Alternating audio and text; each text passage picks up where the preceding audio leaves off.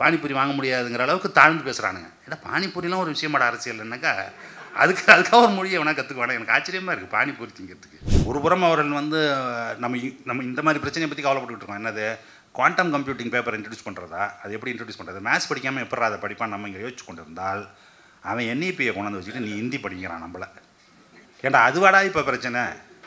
இந்த மொழி அரசியல் என்பது மொழி அரசியல் மட்டுமல்ல, மொழி அரசியல் என்பது ஒரு அடையாள அரசியல் மட்டுமல்ல, மொழி அரசியல் என்பது ஒரு பண்பாட்டு அரசியல் மட்டுமல்ல, இது ஒரு விடுதலைக்கான அரசியல். அந்த அரசியலின் ஒரு பகுதியாக இருக்கும் வரை தான் அதற்கு வந்து என்ன இருக்கும் அப்படின்னு கேட்டிங்கன்னாக்கா ப்ரொக்ரெசிவ்னஸ் இருக்கும். அதுக்கு அப்படி இல்லை என்று சொன்னால் இது நம்மை வெகு சுலபமாக வெறுப்பு அரசியலுக்குள் அழைத்து செல்லும். மொழியை வந்து யார் வேணாலும் கையில் எடுக்கலாம். யார் எடுக்கலாம்? காசி தமிழ் சங்கமும் கையில் எடுக்கலாம் இல்லையா, சௌராஷ்டிரா தமிழ் சங்கமும் கையில் எடுக்கலாம், ராஜ்பவனும் கையில் எடுக்கலாம், அப்புறம் யாரெல்லாம் எடுக்கலாம்னு உங்களுக்கே தெரியும் இல்லையா. தமிழ் தேசியம் பேசுபவர்கள் எடுக்கலாம், நாம் எடுக்கலாம், யார் வேணாலும் எடுக்கலாம். அப்போது அதை நாம் எந்த இடத்தில் வைத்து அந்த அரசியலை நாம் செய்கிறோம் என்பது மிக மிக முக்கியம். அப்படிங்கிறத வந்து எடுத்த எடுப்புலையே கருணாநிதி கரெக்டாக சொல்லிட்டாங்க. என்ன சொன்னாங்க அப்படின்னு கேட்டிங்கன்னாக்கா, தமிழ்நாட்டில் பெரியார் எடுத்த அந்த நிலைப்பாடு இருக்குல்ல, அது வந்து எப்படி ஒரு முக்கியமான ஒன்று அப்படின்னு. என்னென்னா ஒரு எம்டி தமிழ் நேஷனலிசம் அப்படின்னு சொல்லுவாங்க. அதை எப்படி எம்டி தமிழ் நேஷனலிசம்னா எங்கே கொண்டு போய் விடும் அப்படிங்கிறது உங்களுக்கு தெரியுமா? எங்கே கொண்டு போய் விடும் அப்படின்னு கேட்டிங்கன்னாக்கா வெறுப்பு அரசியல் தான் கொண்டு போய் விடும். அதிலிருந்து உங்களை நீங்கள் காத்துக்கொள்ள வேண்டும் என்று சொன்னால் விடுதலை அரசியலோடு சேர்ந்தது தான் நீங்கள் என்ன செய்யணும், மொழி அரசியலை பார்க்கணும். அதனால தான் என்ன சொல்கிறாங்க எல்லா பேசிய கட்டுரையாளர்கள் எல்லோரும் திரும்ப திரும்ப சொன்னது என்ன அப்படின்னு கேட்டிங்கன்னா, இது வெறும் மொழிக்கான போராட்டம் அல்ல, மொழிக்கான போராட்டம் அல்ல அப்படின்னு திரும்ப திரும்ப அவர்கள் சொல்லும் பொழுது என்ன சொல்லணும், அதில் அவர்கள் வந்து இன்னும் வெளிப்படையாக என்ன சொல்லியிருக்கணும் அப்படின்னு நான் நினைக்கிறேன் அப்படின்னு கேட்டிங்கன்னா, இது வந்து விடுதலை அரசியல் நம்ம பேசிகிட்டு இருக்கோம் 100 வருடமாக இல்லையா. இப்போ நம்ம இந்த இது பாருங்களேன், தமிழின் சம உரிமைக்கான அப்படின்னு சொல்கிறோம்ல, சம உரிமை தான் என்னது விடுதலை அரசியல் அப்படிங்கிறது. இப்போ சுகுணாதிவாகர் பேசும்போது சொல்கிறாரு, இது வந்து பார்ப்பன பணியாட்களினுடைய நலனுக்காக உருவாக்கப்பட்ட ஒரு மொழி அப்படின்னு. அப்போ அதிலிருந்து நம்மளை மீட்டுக்கொள்வது அப்படிங்கிறது என்னது, மீட்டுக்கொள்வது அப்படின்னு சொன்னாங்க நம்ம பேசுகிற அரசியல் தான் என்ன அரசியல், விடுதலை அரசியல் தான். நான் பல இடங்களில் நான் சொல்வேன், ஆராய்ச்சியாளர்கள் வெளிநாட்டிலேருந்து வந்த ஆராய்ச்சியாளர்களாக இருக்கட்டும், உள்நாட்டு ஆராய்ச்சியாளர்களாக இருக்கட்டும், நம்ம திராவிட இயக்கத்தை பற்றியும் நாம் எடுத்த போராட்டங்களை பற்றியும் எல்லாம் ஆராய்ச்சி செய்துவிட்டு அவர்கள் சொன்னதெல்லாம் ரொம்ப எனக்கெல்லாம் வருத்தம் அளிக்கக்கூடிய ஒரு விஷயம். என்ன அப்படின்னு கேட்டிங்கனாக்கா, இது வந்து ஒரு ஐடென்டிட்டி பாலிடிக்ஸ் தான் அவங்க சொன்னாங்க. என்ன சொன்னாங்க, இது வந்து ஒரு அடையாள அரசியல். எப்படின்னா நம்ம அதுக்காக நம்ம தமிழ்னு நம்ம சொல்லிக்கிறதுக்கும் தமிழை பற்றி பெருமைப்பட்டுக்கிறதுக்கும் அதுக்காக நம்ம வந்து போராடிக்கிட்டு இருந்தோம். நம்ம அது மட்டும்தான் பேசணுமா அப்படிங்கிற கேள்வி இருக்குல்ல. நம்முடைய செயல் திட்டங்களாக இருக்கட்டும், நம்முடைய போராட்டங்களாக இருக்கட்டும், எல்லாமே இந்த 100 ஆண்டுகளாக எதை நோக்கி நகர்ந்து கொண்டு இருக்கின்றன அப்படின்னா மேலாதிக்கத்திற்கு எதிரான ஒரு போராட்டமாக. அதுதான் நம்மளுடைய நிலைப்பாடு. அதனால தான் வந்து என்ன செய்கிறோம் அப்படின்னு கேட்டிங்கன்னா, எதெல்லாம் ஆதிக்க சக்திகளாக வருகின்றனவோ அதையெல்லாம் எதிர்க்கும் இடத்தில் நாம் தொடர்ந்து போராடி கொண்டிருக்கிறோம்.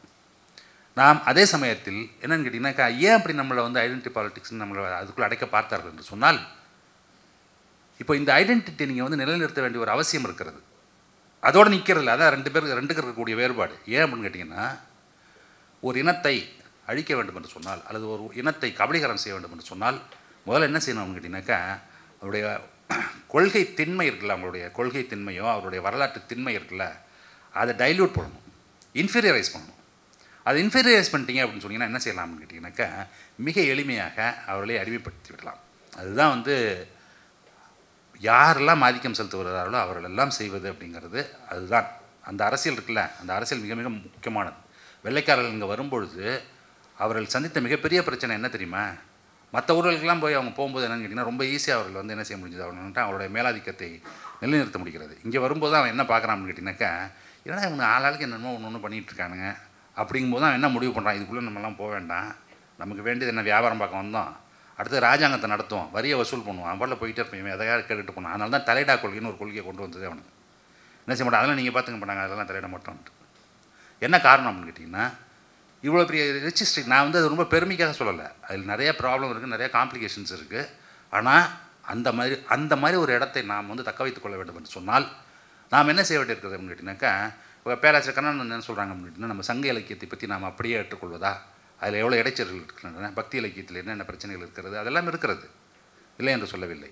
ஆனாலும் என்ன செய்ய வேண்டியிருக்கிறது என்று சொன்னால், எப்படி வந்து பெரியார் வந்து திருக்குறளை அதில் இருக்கும் பிரச்சனைகளோடு சேர்த்து ஏற்றுக்கொள்கிறார். எப்படி ஏற்றுக்கொள்கிறார் அப்படின்னு கேட்டிங்கனாக்கா, முழுவதுமாக தூக்கி எறிந்து விடுவது என்பது சரியல்ல.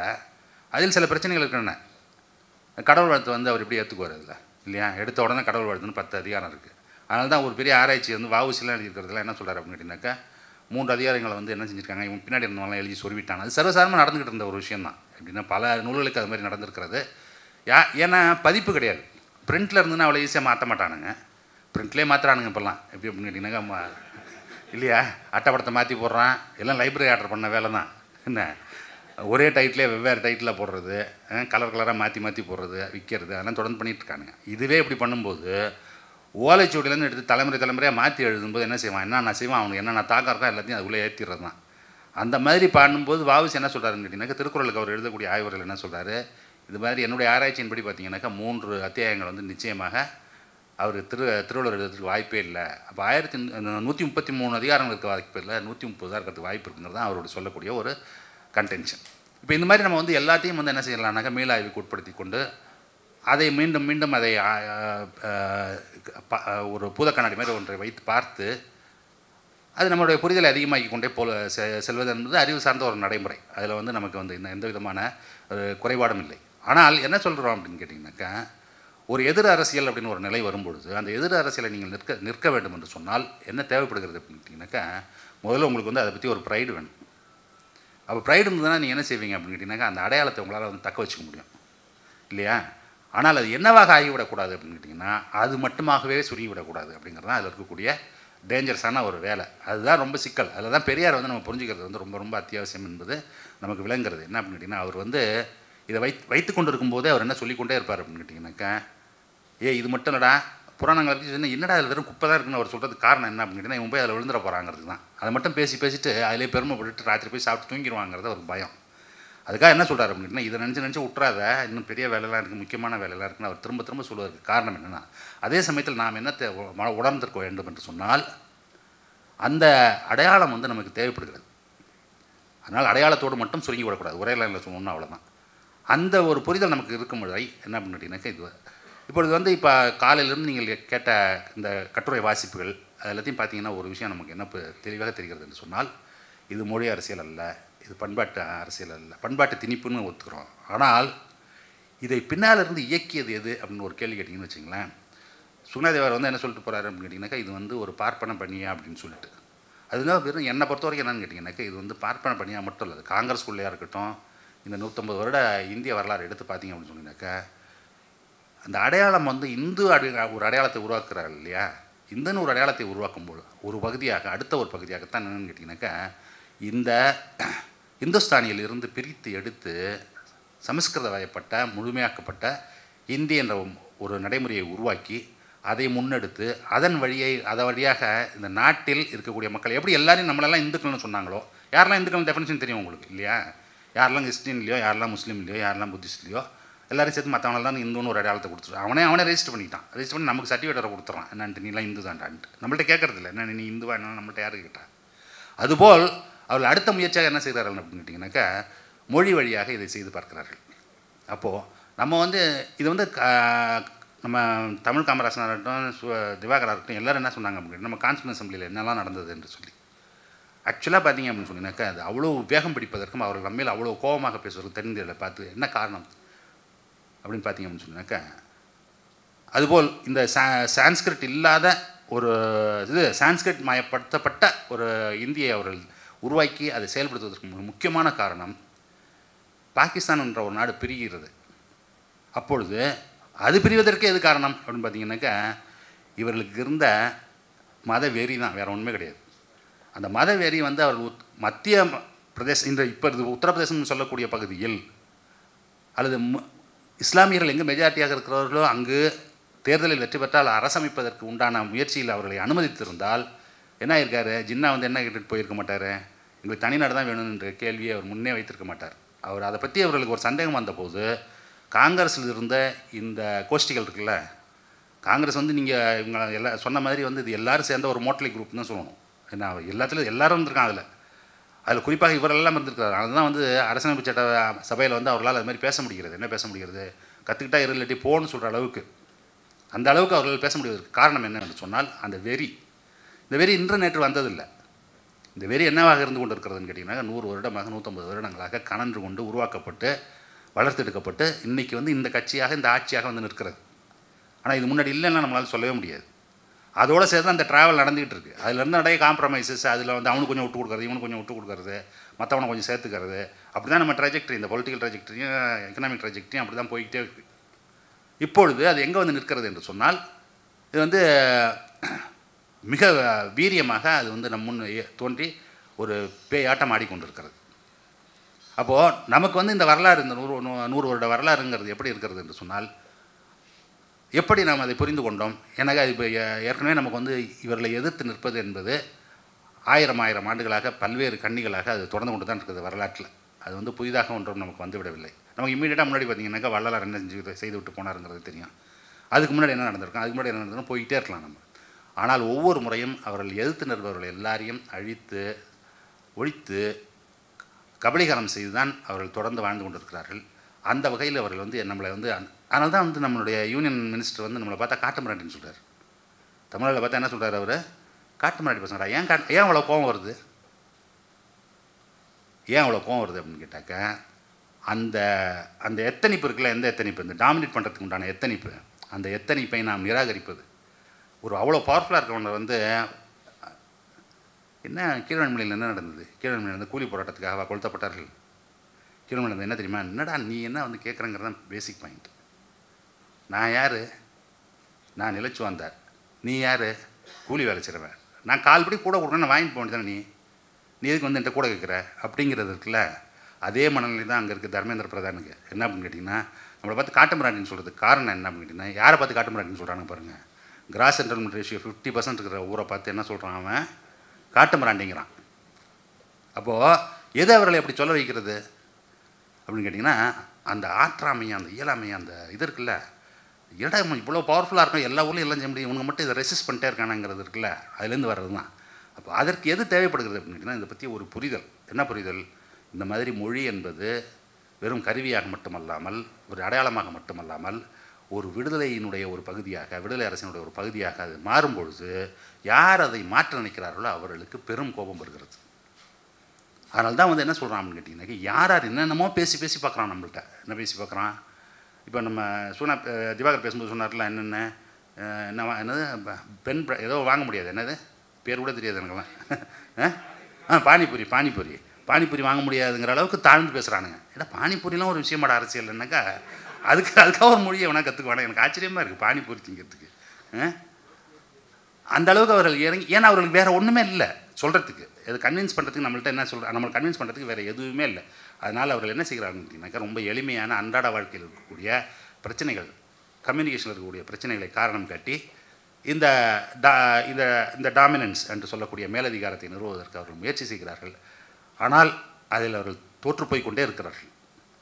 ஒன்று. ரெண்டாவது வந்து என்ன அப்படின்னா, நமக்குள் இருக்கும் பிரச்சனைகள். இப்போ நம்முடைய தமிழ் காமராசன் பேசும்போது தமிழ் வழியாக கல்வி, தமிழ் அதனுடைய பாடத்திட்டம் அப்படிலாம் அவர் சொல்லிட்டு போனார். ஆனால் அவர்கிட்ட வந்து நான் அப்புறமா ஒன்று சொல்லணும்னு நினச்சிட்ருக்கேன். என்ன பாடம் சொல்லணும்னு நினச்சிட்ருக்கேன். இப்போ சமீபத்தில் வந்து லேர்னிங் அவுட்கம்ஸை பற்றி ஒரு சர்வே பண்ணோம். அது தெரிஞ்சுக்கோங்க, உங்களுக்கு பேப்பர்லாம் பெரிய அளவில் வந்தது. என்ன அப்படின்னு கேட்டிங்கனாக்கா, நம்ம அரசு உதவி பெறும் பள்ளி 35,000 பள்ளிகளில் நம்ம சொல்லித்தரோம். பாடம் சொல்லித்தரும்போது குழந்தைகள் எவ்வளோ கற்றுக்கொள்கிறாள், எவ்வளோ கற்றுக்கொள்ளவில்லை அப்படிங்கிறது குறித்து ஒரு ஆய்வு. அதில் பார்த்தீங்க அப்படின்னு சொன்னீங்கன்னாக்கா, தமிழ் வழியில் கற்றுக்கிட்டோம்னா அப்படியே வந்து கிரகிச்சு அப்படியே அங்கே வந்துட்டாங்கன்னு சொல்கிறதுக்குலாம் ஒன்றும் இல்லை. என்ன, அதனால் கற்றலில் இருக்கக்கூடிய இடைவெளி என்பது மொழியை தாண்டி என்ன ஒரு சின்ன ஒரு கன்செஷன் வேணால் சொல்லலாம். என்ன சொல்லலாம் அப்படின்னா, தமிழ் வழியாக கற்கும் பொழுது இன்னும் பெட்டராக புரிந்து கொள்ளலாத்துக்கு வாய்ப்பு இருக்கிறதுன்னு வேணால் சொல்லலாமே தவிர, நடைமுறையில் என்ன இல்லை அப்படின்னு அதுக்கு உண்டான எவிடன்சஸ் இல்லை. ரெண்டாவது வந்து அவர் இன்னொரு விஷயம் சொன்னார். என்னென்னா, சிங்கப்பூரில் இருக்கிற அந்த முயற்சி, இரட்டை மொழி கொள்கை இருக்குல்ல அது. ஆனால் அது வெறும் மொழியியலாளர்கள் மட்டும்தான் அந்த கட்டுரை எழுதியிருப்பார்கள் என்று நான் நினைக்கிறேன். ஏன் அப்படின்னு கேட்டிங்கன்னா, ஏன் அந்த முடிவு எடுக்கப்பட்டது சிங்கப்பூரில்?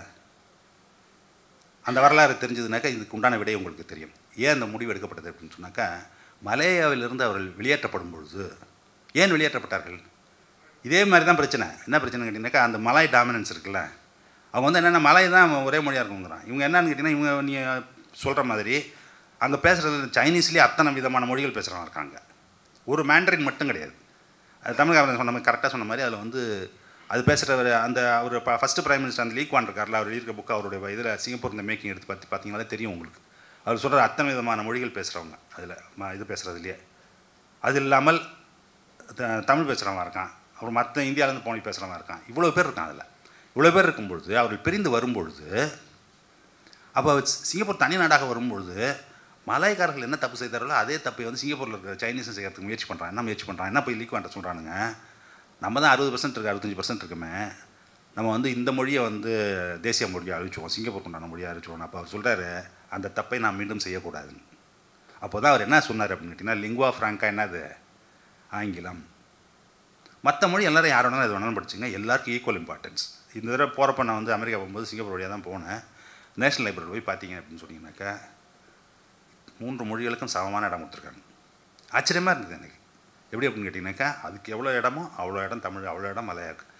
கீழே என்ட்ரு பண்ணோன்னே அப்போது அந்த மொழிக்கு நீங்கள் வந்து சமமான ஒரு இடத்தை கொடுத்து விட்டீர்கள் சொன்னால், எல்லோருக்கும் சமமான வாய்ப்பை உருவாக்கி கொடுத்து விட்டீர்கள். அதுக்கு லிங்குவா ஃப்ராங்கா மொத்தமாக ஒரு மொழி அப்படி அதை நடத்தினால்தான் என்னன்னு கேட்டிங்கனாக்கா, எத்தனைக்கா அது வந்து என்ன ஆகாமல் இருந்தது, அதுக்குள்ளே அடித்து செத்துக்கிட்டு இருப்பான்ல டெய்லி.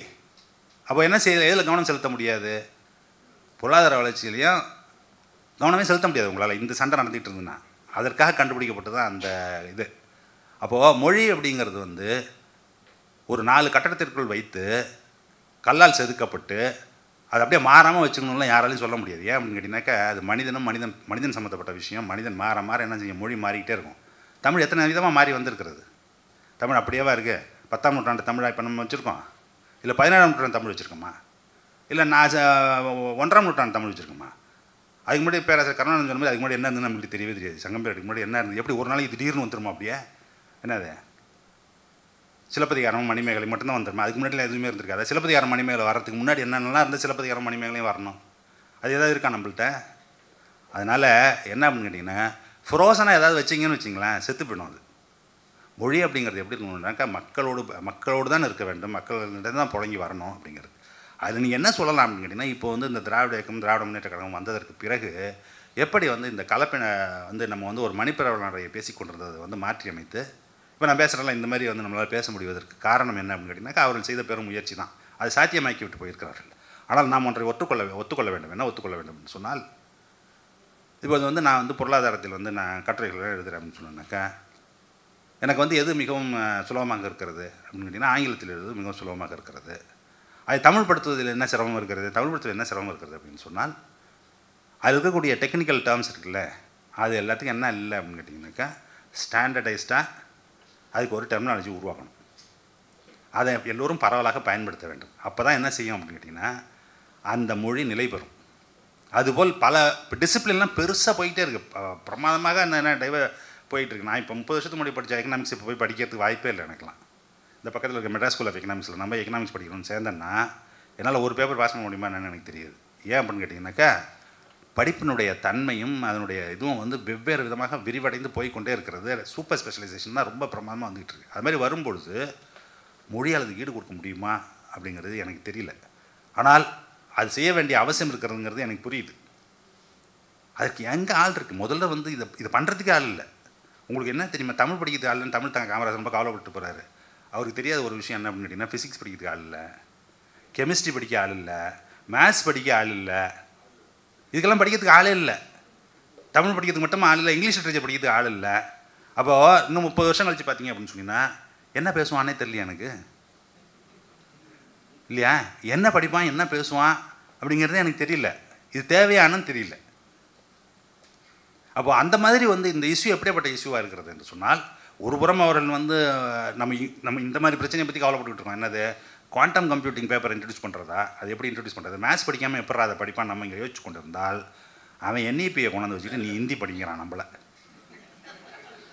ஏன்டா அதுவாடா இப்போ பிரச்சனை? அதுக்கு பணம் வேறு கொடுக்க மாட்டானா என்னன்ட்டு, இந்த 1200 கோடி ஏதோ வச்சுருக்கானுங்க கையில் பிடிச்சி வச்சுக்கிட்டு. அது எப்படி இருக்குது, வேடிக்கையாக இருக்குல்ல. இந்த ஊர்லலாம் சின்ன பசங்க சண்டை போட்டு வரணும்ல, அதுமாரி நீ அதை செய்யலன்னா நான் அந்த காசு தரமாட்டேன் அப்படின்ட்டு, அந்த மாதிரி இருக்கு அவனுக்கு பண்ணுறது. அதுக்கு வேறு நம்மளை காட்டுமிராணின்னு வேறு திட்டிட்டு போகிறான். அதை பற்றி ஒன்றும் இல்லை, நம்ம போகிற பாதையில் போய்கிட்டே இருப்போம். ஆக இந்த அரசியலை நாம் புரிந்து கொள்ள வேண்டும் என்று சொன்னால், இப்போ இந்த எல்லா கட்டுரைகளிலும் நமக்கு தெரிய வருவது அப்படிங்கிறது, இந்த மொழி அரசியல் என்பது மொழி அரசியல் மட்டுமல்ல, மொழி அரசியல் என்பது ஒரு அடையாள அரசியல் மட்டுமல்ல, மொழி அரசியல் என்பது ஒரு பண்பாட்டு அரசியல் மட்டுமல்ல, இது ஒரு விடுதலைக்கான அரசியல். அந்த அரசியலின் ஒரு பகுதியாக இருக்கும் வரை தான் அதற்கு வந்து என்ன இருக்கும் அப்படின்னு கேட்டிங்கன்னாக்கா, ப்ரொக்ரெசிவ்னஸ் இருக்கும் அதுக்கு. அப்படி இல்லை என்று சொன்னால் இது நம்மை வெகு சுலபமாக வெறுப்பு அரசியலுக்குள் அழைத்து செல்லும், பேரழிவில் கொண்டு போய் இட்டு சென்று நம்மளை தீர்த்துவிடும். அப்படிங்கிறத மட்டும் நாம் தெரிந்து கொண்டு இந்த மேலும் இந்த முன்னெடுப்புகளை தொடர வேண்டும் என்று இந்த கருஞ்சட்டை பதிப்பகத்தாரை கேட்டுக்கொண்டு இந்த வாய்ப்புக்கு நன்றி கூறி விடைபெறுகிறேன். நன்றி, வணக்கம்.